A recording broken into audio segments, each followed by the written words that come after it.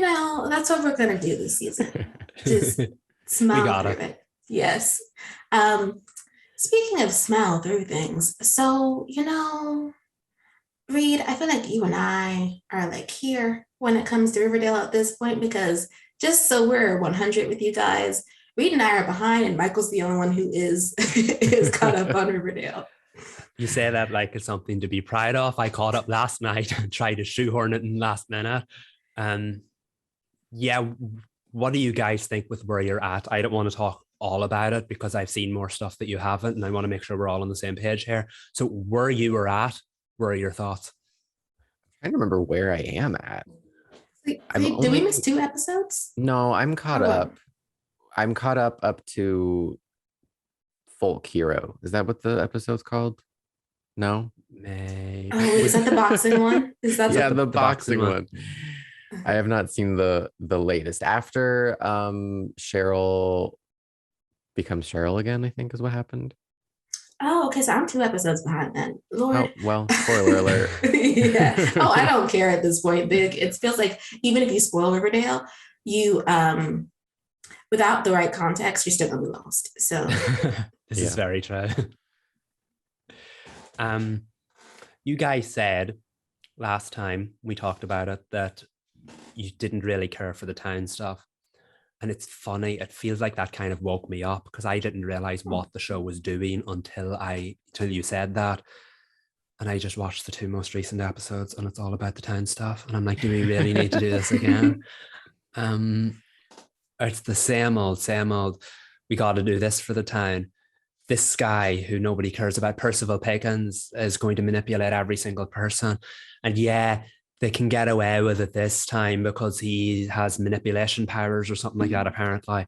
So yeah, they can get away with it this time. But I'm like, are we really supposed to pretend that we haven't watched Alice be pointed in this direction by some crazy overbearing villain for the last 6 seasons, or we haven't watched Uncle Frank maybe mumble his way through 1 or 2 lines saying the opposite of whatever our characters need to think? Why were those 2 characters selected to be on the council when they're going to do the same thing every episode, every season, which is just be a mindless obstacle for the main characters? Archie says, let's do this. Alice says, let's not. And rinse and repeat episode after episode after episode. And yes, again, they can get away with it this time because Percival can manipulate them into thinking that way. But I mean, Alice has done that since season 1. She did it with Edgar Evernever. She did it with Hiram Lodge. She's done it with everyone under the sun. And it's just, I feel like we've been here before. And throwing in this let's save the town arc when the characters are behaving the exact same as they did beforehand, it just feels like we're going around in circles. 3 things. First thing, it's just not interesting. This is not the story we should be telling in the 6th season. Like they tried to reinvent the show and they did to some extent successfully, but this is just like coasting. It's bare minimum. Second thing, why are the town meetings in that crusty gym? Like, could they not like build a better set? Or I know that didn't they have like a town hall center thing? Anyway, beside the point, it just really grinds my gears. Every time they sit at those tables with that nasty boxing ring behind them, I'm like, what? No one could spring for a better venue for these. Anyway, also, last thing, they need to chill out with Alice. She's been through a lot. Like, did we not remember that her daughter died?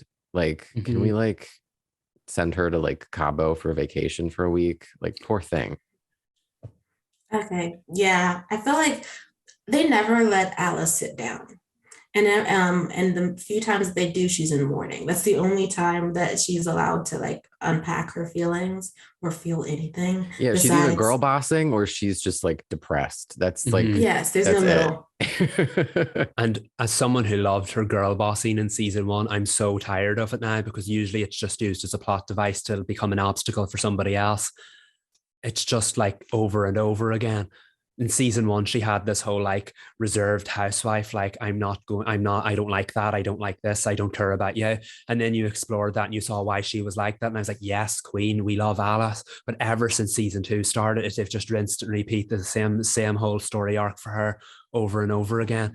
I feel like that character is dripping in potential and not a single drop of it has been explored since season 1. No.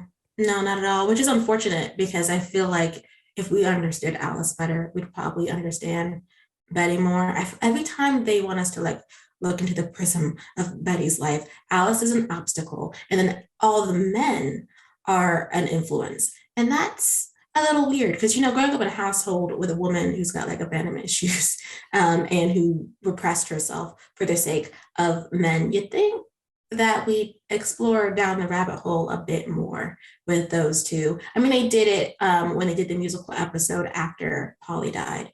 And Betty was like, see me, I'm here. Like, you keep focusing on those two, but you don't focus on me. I was like, let's spend a little bit more time on that. Betty doesn't feel seen. That explains a lot about her need to rush into danger. Because if she can't be seen, at least she can be useful. But not that this is a show that does deep character exploration. I would just like them to do it a little bit more with more people than Jughead.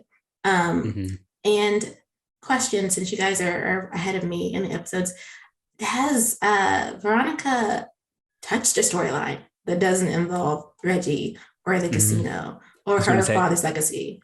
I was going to say, you had me up until you mentioned Reggie. I was like, no.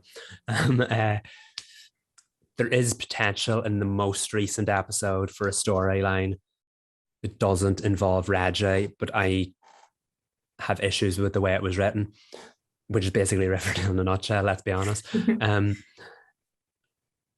This episode, I'm trying to think since I watched them both together that I don't overlap. This episode had potential. I think maybe was the better of the two. But my issue with it is that you can see the writing at hand. I know exactly what direction the story is going to take before it's happened. And no, I don't have Jughead's powers of reading minds. I know where it's going. And every time they're like, here comes the obstacle comes. We're being set up for victory. Watch them lose. They lose. It's so annoying for a show that prides itself on being so off the wall on such a thematic level. Its writing is very surface layer and that you know what's coming next. And I think that lets it down because it claims to be one thing. It looks like one thing. And then writing wise is the complete opposite. And there's so much potential in these stories. And yet none of it is realized. It's just the same old.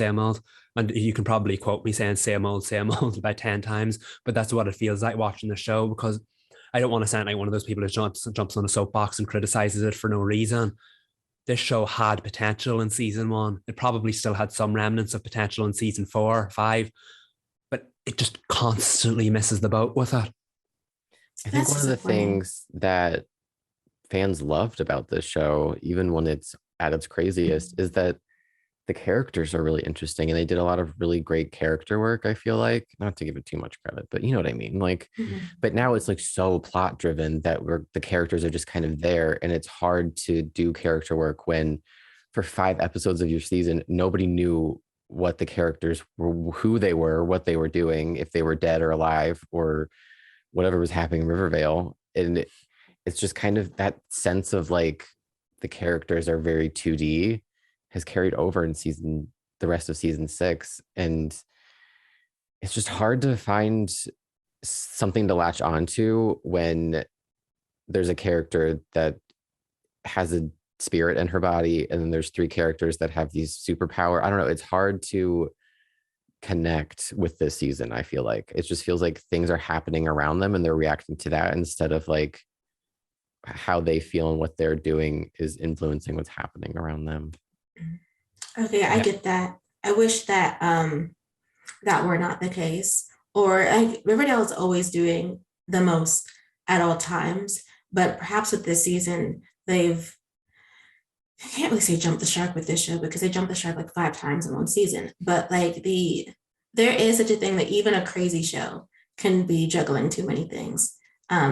And that might be what is happening in season 6, which is a bummer because it's not only the season with Archie in it, like in a more explored way, it's also a season with superpowers. And me and Michael, that's our bread and butter. We love superpowers. And how are you ruining the season that has superpowers in it? That's it. They finally opened that can of worms that we've been waiting on them to for so long. They've taken the brave dive, and just like with the time jump, everything's the same a few episodes in. It means nothing because none of these out of the box creative off the wall decisions carry any stakes. Because like by the end of the episode, the status quo is back in play. The villain's ruling the roost. Everybody's worried, but not for the same things. And in the follow-up episode, they're worried about something different. Nothing seems to carry over. And to go back to the whole time thing before we wrap up, that's why maybe Riverdale's time jump would have worked better as a movie. I remember someone calling the time jump episode Riverdale the movie, and it's very much what it felt like. It felt like there had been new life breathed into it. And that, to me, saving the town would have been a great storyline to bring people back. But it wasn't wrapped up at the end of the season. There was a major villain responsible for that. That major villain is no longer in place, so let's just replace him with a different suit-wearing villain who wants similar things, but in a different method. But we still haven't saved the town yet.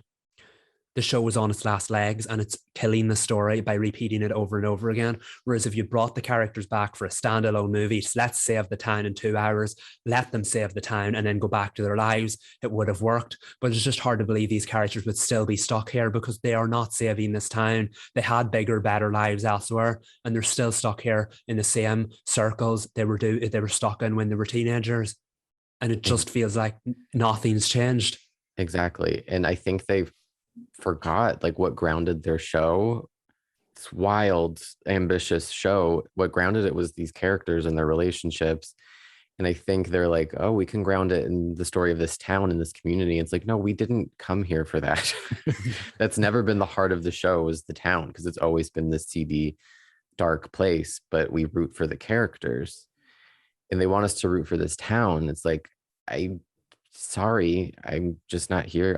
We're not on the same page, Roberto. We're not. And this is exactly why we're cool with season 7 being the end. They didn't announce that it's the end, but it needs to be the end. I think 13 episodes in and out. Let's wrap it up, put a bow on it, and watch KJ and the Wonder Twins.